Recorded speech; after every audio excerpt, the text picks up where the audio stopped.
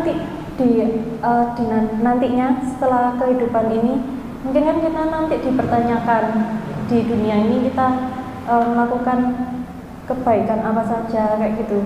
Ya. Pertanggungjawabannya kita selama hidup itu apa aja. Mungkin gitu. Ya. Selamat, Mbak Indri adalah orang yang cerdas. Yang satu keluarga berapa saudara? 3 bersaudara. 3 bersaudara. Mbak Indri paling barep, sulung atau paling buncit? Saya paling terakhir. Paling terakhir? Iya. Bungsu? Iya. Kakak, adik, perempuan semua laki? Kakak dua-duanya laki-laki. Laki-laki? Iya. Agamanya semuanya masih Kristen? Yang satu sudah mu'alaf juga. Oh, alhamdulillah. Yang mana? Yang nomor berapa? Yang kedua. Nomor 2? Iya. Nomor 1 belum? Belum. Si Kristen? Iya mas. Ya. Bapak, ibu semuanya Kristen atau ada yang Muslim? Dulu bapak Muslim sih. Terus ikut ibu jadi Kristen. Oh, ikut jadi Kristen? Iya. Tidak ada keinginan, tolong tanyakan, salam dari saya. Tanyakan kepada bapak, tidak ada keinginan untuk pulang ke Islam? Bapak kebetulan sudah meninggal. Oh, ya. Baik, ibu masih ada? Masih. Oh, ya, baik. Kemudian Mbak Indri ini usia berapa sekarang? 26. 26 tahun. Iya. Asli Kota Malang? Iya. Asli Arema ya? Asli. Nah, kemudian Mbak Indri ini dari gereja mana? Saya dulu gerejanya di Wilis. Oh, di Wilis? Iya. Sekarang belum ke gereja. Belum gereja lagi? Ya, nggak apa-apa. Transisi. Biasanya gitu, Mbak. Transisi. Iya. Orang mau pulang ke Islam itu transisi dulu, sudah mulai nggak ke gereja gitu, karena panggilan hati ini sudah mulai mikir gitu kan. Iya. Nah, kemudian berarti Protestan. Iya. Protestan. Gerejanya berarti gereja Wilis itu GPIB bukan? Gerejanya gereja di Jakarta cabangnya. Pusatnya di Jakarta, tapi cabangnya di Malang. Apa nama gerejanya? Gereja Generasi Apostolik. Pusatnya di Jakarta ya? Ya. Oke, sekarang motivasi Mbak Indri untuk pulang ke Islam ini apa sekarang? Dulu awalnya itu mungkin teman-teman saya kan banyak yang beragama Islam. Jadi dulu kalau misalnya sekolah atau kuliah itu sering nganter teman-teman sholat. Ya mungkin lihat dari situ kayak merasa kok dingin gitu. Kayak ya dari hati aja sih. Terus kebetulan juga calon saya juga beragama Islam. Dari awalnya ya dari situ kayak nganter teman-teman kalau sholat. Ini ingin bersyahadat memang dipaksa disuruh oleh calon atau bagaimana? Enggak sih. Enggak. Atas panggilan sendiri. Ya mungkin kalau udah disuruh udah dari lama ya, karena saya juga kenalnya sama mas calon saya ini udah lama. Cuma kan saya masih mikir-mikir gitu, akhirnya sampai sekarang. Iya. Mbak Indri ini sekarang untuk memutuskan itu tidak ada masalah dengan orang tua, dengan keluarga? Tidak. Orang tua sudah mengikhlaskan keputusannya di saya. Ini adalah keputusan yang terpaksa atau keputusan yang memang sudah keputusan mantap? Masih ada misalnya lingkaran ini masih ada lubang kecil. Kalau angka 1 sampai 100 berapa persen, Mbak? Mungkin udah 90-an. 90%? Ya. 10%-nya apa kira-kira? Mungkin masih takut sama keluarga ya. Keluarga besar. Iya. Keluarga besar itu sebenarnya sudah dibicarakan juga. Cuma mungkin masih ada yang nggak rela. Mbak Indri ini ya, untuk memutuskan pulang ke bersyahadat, pulang ke Islam ini sebelumnya memang berarti sudah belajar sholat? Belum sih, belum belajar. Cuma melihat, iya. Melihat teman-teman gitu? Iya. Dari situ sudah jatuh hati? Cuma merasa dingin, tenang kayak gitu. Iya. Apa yang sudah diketahui tentang Islam masih belum ya? Sekarang saya tanya, izin. Menurut Mbak Indri, Yesus itu A Tuhan atau B Tuhan? Kenapa? Menurut Mbak Indri, pilih. Sebelum Anda bersyahadat, nanti akan disyahadatkan oleh Bunda Sinta. Sebelum Anda bersyahadat, kami punya kurikulum yang Mbak ini harus melaluinya. Hanya sederhana, pilih A atau B saja. Pilih A atau B. Menurut Mbak Indri, Yesus itu siapa? A Tuhan, B Tuhan. Tuhan. Tuhan. Alasannya apa? Karena ternyata nabi. Nabi. Iya. Bukan Tuhan. Bukan. Ya. Itu sih setelah saya mempelajari Islam sedikit. Karena kan masih ada nabi setelah Yesus. Iya, siapa itu nabi setelah Yesus? Muhammad ya. Masya Allah.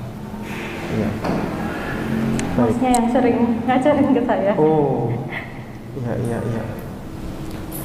Di Alkitab setebal ini tidak ada satupun ayat yang Yesus secara tegas, lugas, tanpa ambigu, tanpa kata ganti yang menyatakan aku Yesus, aku adalah Tuhan.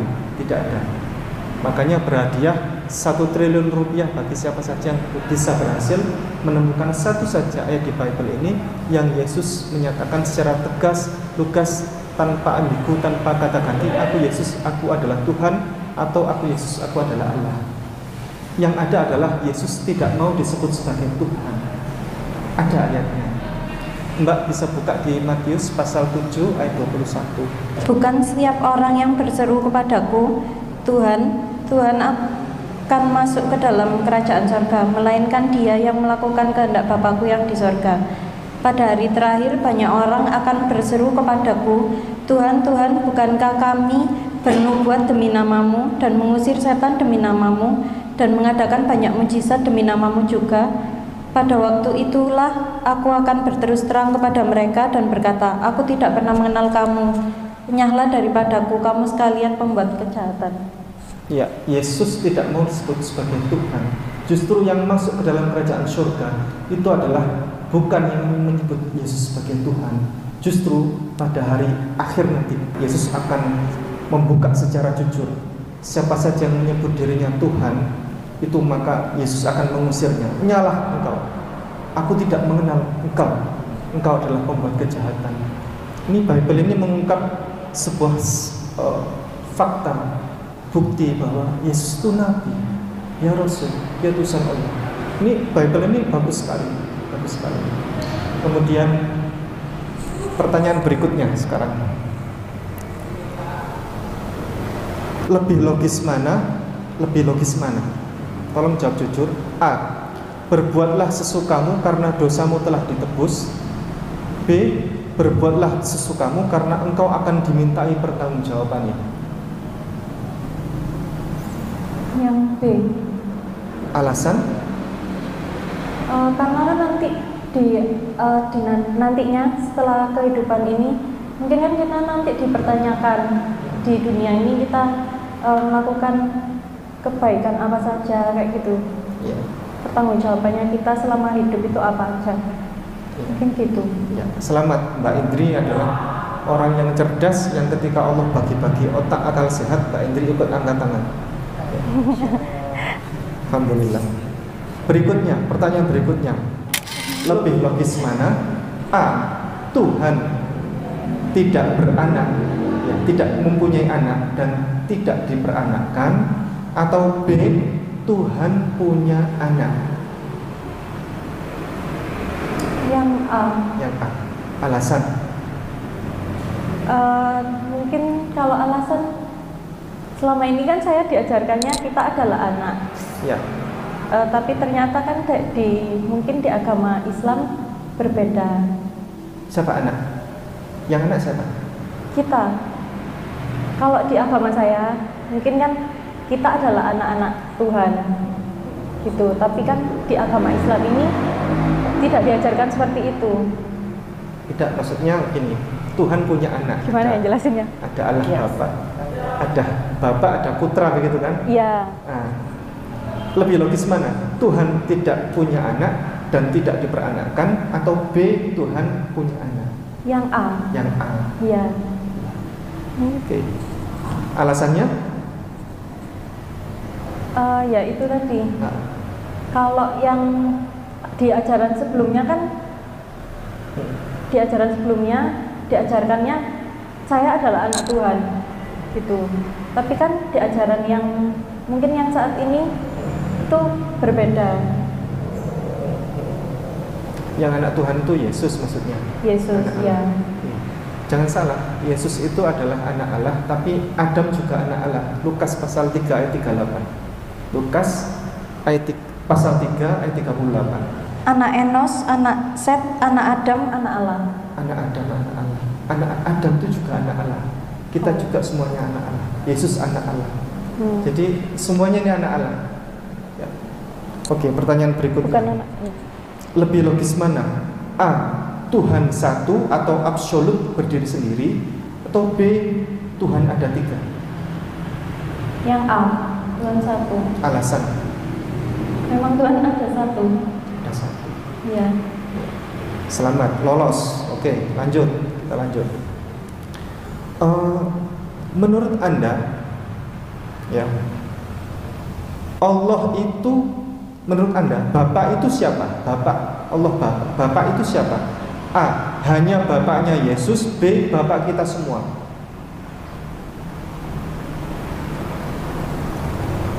Bapak kita semua. Bapak kita semua. Alasan? Apa ya alasannya? Gak apa-apa. Gak. Mbak buka Yohanes pasal 20 ayat 17. Mbak sudah benar itu jawabannya itu. Kenapa? Sudah benar jawabannya. Yes. Yohanes pasal 20 ayat 17. Kata Yesus kepadanya, janganlah engkau memegang aku, sebab aku belum pergi kepada Bapa, tetapi pergilah kepada saudara-saudaraku dan katakanlah kepada mereka bahwa sekarang aku akan pergi kepada Bapakku dan Bapamu, kepada Allahku dan Allahmu. Kepada Bapakku dan Bapamu, kepada Allahku dan Allahmu. Ini Bapak kita semuanya. Ya. Jadi bukan hanya Bapaknya Yesus, Bapak itu Bapak kita semuanya. Ini luar biasa itu, Yesus menyampaikan sebuah ajaran risalah itu luar biasa. Sehingga kalau kita sering baca Bible itu, semakin kita cinta kepada Allah, semakin kita mengetahui mana yang benar. Oke, baik. Ketika misal Anda mau memaafkan kesalahan orang yang telah berbuat jahat kepada Anda, ya, apa yang akan Anda lakukan? Anda punya teman nih, misalnya Mbak punya anak, sudah punya anak misalnya, sudah menikah misalnya, sudah punya anak. Terus ada temannya Mbak berbuat kejahatan kepada Mbak. Terus Mbak mau memaafkan dia, apa yang akan Anda lakukan? A. Membunuh anak Mbak sendiri, anaknya Mbak itu sendiri dibunuh. Atau B. Cukup bilang saya maafkan Anda, hutang Anda lunas, persoalan Anda sudah selesai. Yang B. Yang B. Alasan? Kalau itu mungkin dari pribadi saya. Jadi saya juga pernah berseteru sama teman saya. Iya. Mungkin saya cuma bilang, ya udah saya udah maafkan. Ya saya enggak. Cuma saya memang belum bersilaturahmi lagi. Di Bible setebal itu tidak ada satupun Yesus menyampaikan bahwa dia mengaku dia disalib untuk menebus dosa manusia. Tidak ada. Adanya adalah Tuhan kalau mau memaafkan dosa umat manusia, cukup bilang aku maafkan dosa kalian. Selesai. Ya, baik. Dua lagi pertanyaan, habis itu kita sudahi. Jikalau Anda hidup di zaman Yesus, saat Yesus ditangkap, apa yang akan Anda lakukan? Mbak Indri hidup di zaman Yesus sebagai murid Yesus nih. Apa saat Yesus yang ditangkap, apa yang akan Mbak Indri lakukan? A. Lari. B. Membela Yesus dan menyelamatkan Yesus. C. Bergabung bersama tentara Romawi untuk membantu menyalibkan dan membunuh Yesus. Apa ya? Apa kira-kira? Gak bisa jawab. Bebas. Yang A aja. Yang A, kenapa? Saya bingung. Ya memang jawaban-jawaban itu serba membingungkan, karena memang penyaliban itu tidak pernah ada Dalilnya di Al-Quran itu bahwa ma qataluhu wa ma salabuhu walakin syubbiha lahum. Mereka tidak pernah membunuhnya, mereka tidak pernah menyalibnya, melainkan yang dibunuh dan disalib itu adalah orang lain yang diserupakan dengan wajahnya mirip Yesus, itu yang dibunuh dan disalib. Tidak pernah ada itu penyaliban. Jadi jawaban A, B, C itu salah semua. Bingung kita mau ngapain. Lari juga kita sebagai orang tidak bertanggung jawab toh. Ya. Kalau ikut bergabung untuk membunuh Yesus juga salah juga. Tapi kalau membela Yesus, menyelamatkan Yesus juga, penebusan dosa gagal juga. Penyaliban tidak pernah ada. Terakhir, lebih logis mana menurut Anda? Lebih tepat mana? A, ibadah bernyanyi-nyanyi. B, ibadah dengan bersujud menghadap Tuhan dengan muka sampai ke tanah. Yang B. Alasannya tadi disampaikan sama Bunda juga di luar. Jadi dari dulu kan memang beribadah itu caranya bersujud, yaitu Yesus bersujud. Dan yang bersujud ya mungkin di Islam. Matius pasal 26 ayat 39, Yesus bersujud. Yesus maju sedikit lalu bersujud lalu berdoa. Begitu, Yesus itu kegambarannya bersujud. Banyak dalil Yesus bersujud. Ya. Saya kasih dalil terakhir, Mbak buka Nehemia pasal 8 ayat 6. Ezra membuka kitab itu di depan mata seluruh umat karena ia berdiri lebih tinggi dari semua orang itu. Stop dulu. Ezra itu siapa? Ezra itu seorang nabi di zaman dulu. Namanya Ezra, atau di Islam itu namanya Uzair. Ezra membuka kitab itu di depan seluruh umat karena ia berdiri lebih tinggi daripada orang-orang itu, dari semua orang itu. Jadi Ezra di situ berkedudukan sebagai apa, Mbak? Ezra di situ sebagai nabi, sebagai imam di situ. Dia berkhutbah, dia membuka kitab lalu dia berdiri lebih tinggi dari semua umat itu. Dia sebagai imam di situ, sebagai khotib, pengkhutbah. Lanjut. Pada waktu ia membuka kitab itu, semua orang bangkit berdiri. Pada waktu yang masih membuka kitab itu, tiba-tiba semua orang berdiri. Mbak pernah nggak waktu lihat orang-orang sholat di kampus itu, tiba-tiba orang-orang ada suara qad qamatis shalah, Allahu akbar, la ilaha illallah. Tiba-tiba semua orang bangkit berdiri. Apa itu? Persiapan sholat. Iqamat namanya. Lanjut. Lalu Ezra memuji Tuhan, Allah yang Maha Besar, dan semua orang menyambut dengan amin, amin. Lalu Ezra memuji Tuhan. Ezra sebagai imam di situ, imam peribadatan. Ezra memuji Tuhan dengan sebutan Allah yang Maha Besar. Itu kalau bahasa Arabnya apa itu? Allah yang Maha Besar. Allahu Akbar. Jadi Ezra di situ memimpin peribadatan. Allahu Akbar. Di belakangnya ada suara sahutan amin. Aminnya 2 kali karena di belakang itu banyak orang. Amin. Lanjut. Kemudian mereka berlutut dan sujud menyembah kepada Tuhan dengan muka sampai ke tanah. Ya, itu sebelumnya ada sambil mengangkat tangan ya. Setiap kali gerakan itu ada sambil mengangkat tangan. Oh ya, sambil mengangkat tangan. Allahu Akbar, mengangkat tangan. Sami'allahu liman hamidah, mengangkat tangan. Kemudian berlutut dan bersujud hingga muka sampai ke tanah. Berlutut itu membungkukkan diri, rukuk dia, kemudian bersujud hingga muka sampai ke tanah. Sekali lagi, hingga muka ini sampai ke tanah. Pertanyaan saya kepada Mbak Indri, di bawah kolong langit yang begitu luas ini, di atas hamparan bumi yang luas ini, yang besar ini, agama mana yang ketika sholat, ketika beribadah mengajarkan ibadahnya seperti itu? Islam. Selamat, Mbak lolos dalam ujian ini, ujian kurikulum pra pensyahadatan. Mbak tadi menjawab A, B semuanya dengan tepat. Kemudian berikutnya kegiatan akan dilanjutkan dengan sesi pensyahadatan. Karena perempuan lebih tepatnya disyahadatkan oleh Bunda Sinta. Mumpung beliau juga di sini, beliau jauh dari Jakarta. Oh. Mumpung beliau di sini, jadi sekalian perempuan itu tepat disyahadatkan oleh Bunda Sinta.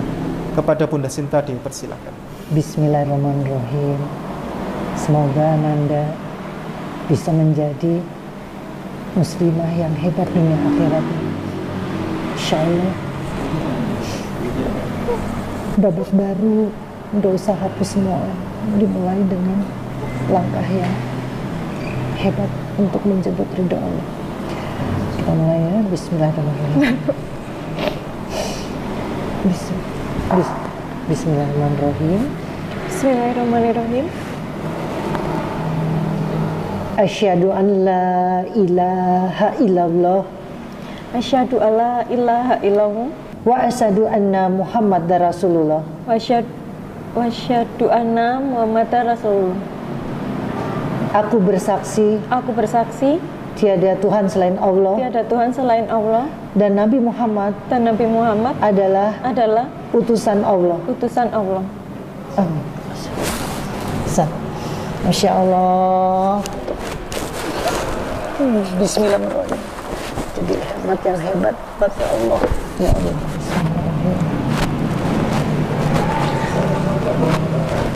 Alhamdulillah, tadi telah sama-sama kita saksikan proses syahadat.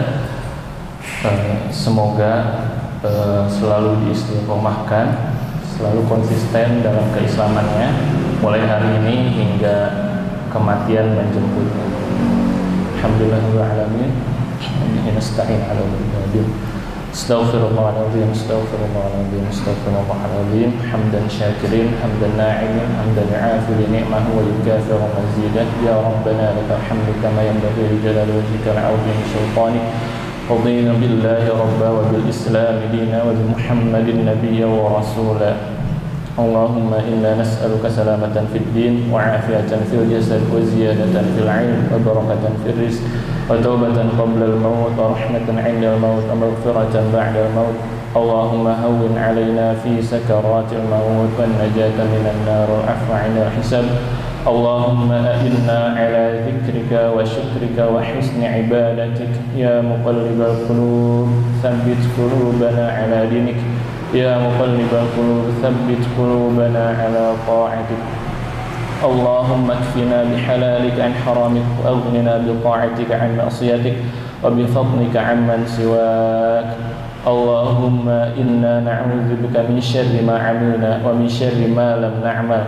Allahumma inna nas'aluka innaka antal ahad wa antas samad lam yalid wa lam yulad wa lam yakul lahu kufuwan ahad an taghfir lana dhunubana fa innaka antal ghafurur rahim. Rabbana innana lima anzalta ilayna min khairin fakir. Rabbana atina fid dunya hasanah wa fil akhirati hasanah wa qina adzaban nar. Subhana rabbika rabbil izzati amma yasifun wa salamun alal mursalin walhamdulillahi rabbil alamin. Assalamualaikum warahmatullahi wabarakatuh.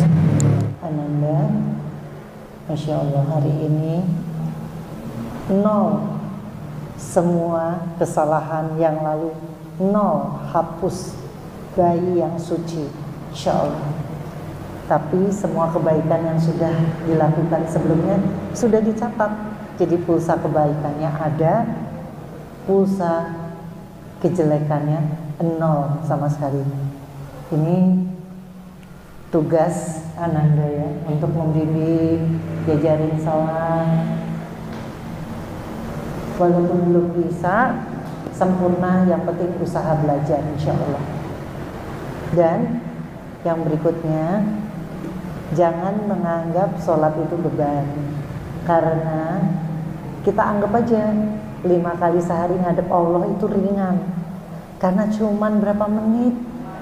Sebenarnya tuh mirip orang konsentrasi, fokus cuman ngebayangin Allah, berdoa pada Allah, cuman sebentar. Nah, kalau kita mau disayang sama Allah, sholatnya tepat waktu. Sebelum jam sholat udah siap-siap. Seperti orang tua manggil anak. Kalau kita udah ngasih tahu anak kita, jam segini kamu harus ngadep ke bapak ibu. Nah, jam-jam itu sebelum dipanggil anak udah nungguin, kita pasti lebih sayang kan? Pasti kita lebih sayang kepada orang yang udah patuh nungguin daripada kita harus manggil-manggil. Udah suara azan di mana-mana, masih aja ngerjain yang kerjaan lain, nggak peduli.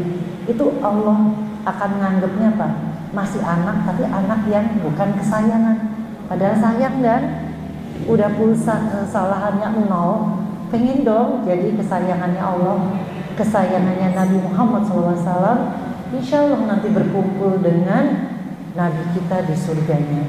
Nah, kita umat muslim selalu yakin siapapun dia pasti masuk surga, walaupun banyak kesalahannya, tapi kan pengen dapat surganya yang paling bagus.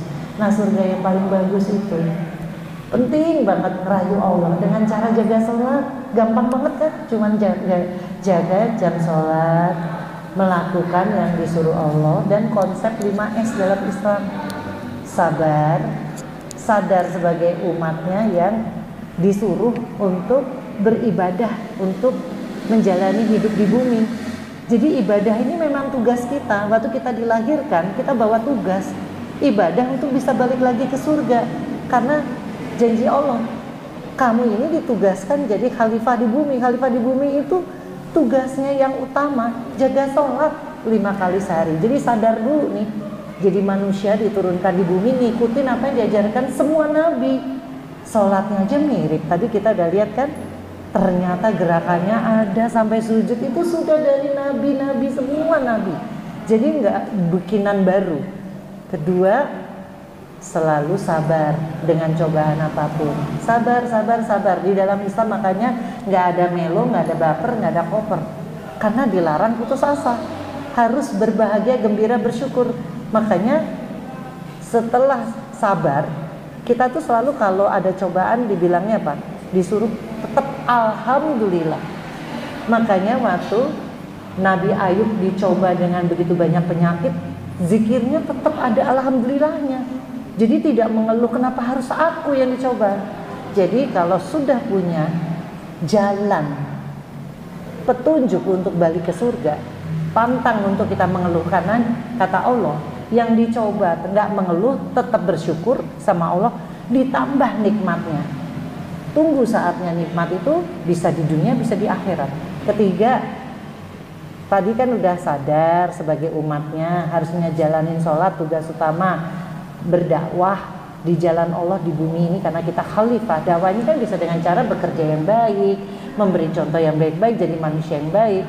Habis itu kan selalu sabar, jadi nggak pernah mengeluh, baper, koper. 3, syukur. Cuman dapat sedikit dari Allah tetap bersyukur, nggak pernah iri hati. Hati ini bersih ngelihat yang lain. Kalau hati bersih, rezeki ditambah. Hati ini selalu ceria. Mau dikasih sedikit bersyukur, dikasih banyak alhamdulillah, nggak pernah mengeluh. Allah tambah cinta, nanti ditambah nikmat kita. Habis itu apa? Biar tambah lapang hidup ini, sedekah. Makanya kalau orang udah mati, kalau di Islam konsepnya, mereka itu akan nangis-nangis minta sama Allah diberi kesempatan balik ke bumi. Untuk apa? Sedekah. Ternyata sedekah itu membentengi kita dari berbagai musibah. Jadi kita butuh sedekah. Allah nggak butuh sedekah kita, tapi kita yang butuh. Habis itu apa? Silaturahmi, biar rezekinya tambah moncer. Kalau tadi mungkin ada saudara-saudara yang masih kurang berkenan, jangan diputus hubungannya, tetap disayangi, tetap dikirimin hadiah. Apalagi kalau kita ini ingin menunjukkan kita setelah kembali ke Islam malah lebih baik. Gak mau memutus tali silaturahmi. Orang jahat atau marah-marah ke kita, kita gak usah balas. Jadi jangan pernah marah. Lembaran-lembaran pengalaman hidup yang buruk-buruk gak usah diingat. Tutup buku, lanjut ke depan. Insya Allah bisa jadi umat yang hebat dunia akhiratnya, sukses nantinya. Dan yang terpenting, benar-benar mempelajari Islam. Banyak cara kan, sekarang kan banyak nih dipermudahkan dengan internet segala macam, buku Tapi yang terpenting bahwa diniatkan hidup ini tiap hari, bangun tidur, pahala apa yang aku kejar hari ini ya Allah, kebaikan apa yang ingin aku lakukan hari ini ya Allah. Jangan sampai terjebak banyak main-mainnya. Apalagi ada diajarkan dalam Islam jam-jam yang paling penting buat mencari rezeki dengan cara mendekatkan diri sama Allah. Jam sekarang ini mulai sholat asar sampai isya, tahajud malam hari, sampai dengan duha. Duha itu pagi hari. Banyakin deketin diri sama Allah, banyakin diniatkan untuk belajar Islam di jam-jam tersebut. Insya Allah malaikat rezekinya lagi banyak. Seperti sekarang nih banyak doa, insya Allah benar-benar makbul, mudah-mudahan. Itu aja. Selamat ya. Selamat buat Mbak Indri. Mbak Indri Krisnawati. Indriani Krisnawati. Indira Indriani. Indiati. Terima kasih. Selamat buat Mbak Indria Kristiawati ya.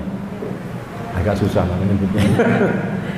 Selamat buat masnya juga yang sudah membawa calon istri ya. Saya itu gampang terharu kalau gini-gini. maaf. Satu terharu karena saya baru pertama kali jadi saksi. Profesinya tadi sudah saya tanya, Mas manajer di bakmi gacoan ya. Gacoan. Mbak katanya di apa? Bangun Indah Graha. Bangun Indah Graha. Accounting. Oke, wah, very good. Ini manajer ya? Ya. Masih muda-muda. Saya yakin pintu rezeki sudah dibuka selebar-lebarnya, dan saya yakin Pak Ustadz Ipung udah nggak ternilai, nggak terbaca lagi pahalanya berapa sudah masuk. Akhirnya saya bersyukur bahwa saya bisa kenal beliau, dan akhirnya juga ikut sebagai bersaksi kamu sebagai mualaf, dan insya Allah kita jadi bukan sesama Islam aja, tapi kita jadi saudara ya. Kita bisa saling bantu apabila di kemudian hari kita sama-sama nggak pernah tahu. Hidup ini misteri. Hari ini memang kita belum ada saling membutuhkan, tapi suatu saat nanti kita entah ketemu anak saya, siapapun lah, amal yang nggak putus itu akan diberikan rezeki yang nggak ada putus juga. Saya buktikan selama hidup ini semuanya bisa terjadi seperti air mengalir yang ajaib kita. Ada aja rezeki. Kita selalu bersyukur dan yakin bahwa ya Allah, niatku adalah apabila aku berkecukupan, berlebihan, aku akan membantu sama muslim sehingga kita semua bisa menuju ke Islam ya. Berkah. Itu aja Pak Ustadz. Mungkin pesan saya, mudah-mudahan kalian berdua sukses. Saya berdoa sekali lagi, terima kasih saya diikutkan sebagai saksi hari ini. Terima kasih Pak Ustadz Ipung. Assalamualaikum warahmatullahi wabarakatuh. Bagaimana rasanya setelah bersyahadat ini? Kepada Mbak Indriani dipersilakan. Mungkin setelah bersyahadat nih rasanya lega, lebih akan melakukan kewajibannya sebagai umat Islam juga. Ya seperti yang ibunya tadi juga sampaikan, harus selalu sabar, terus sadar, sedekah juga. Ya mungkin itu semua akan saya lakukan juga gitu. Baik, alhamdulillah kita akhiri kegiatan persyaratan yang berkah ini.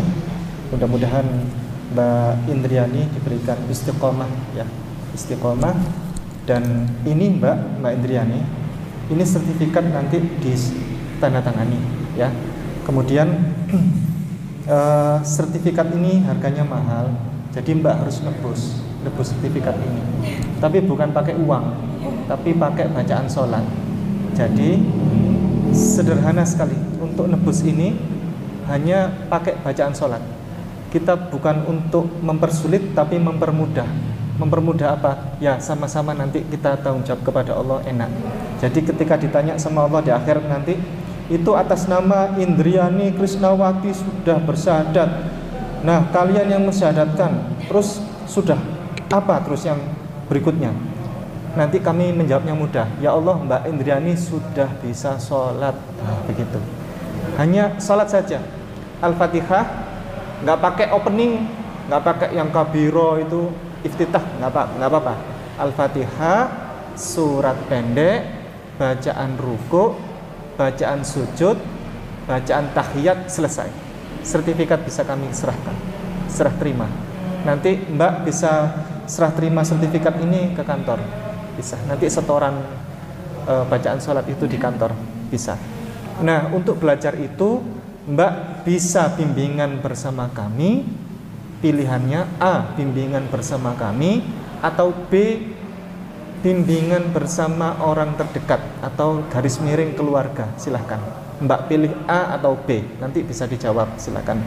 Kalau A, bimbingan bersama kami siap. Kalau B, bimbingan bersama keluarga atau orang terdekat, silahkan juga, tapi setorannya tetap kepada kami. Begitu. Siap ya kira-kira? Oke. Baik, demikian.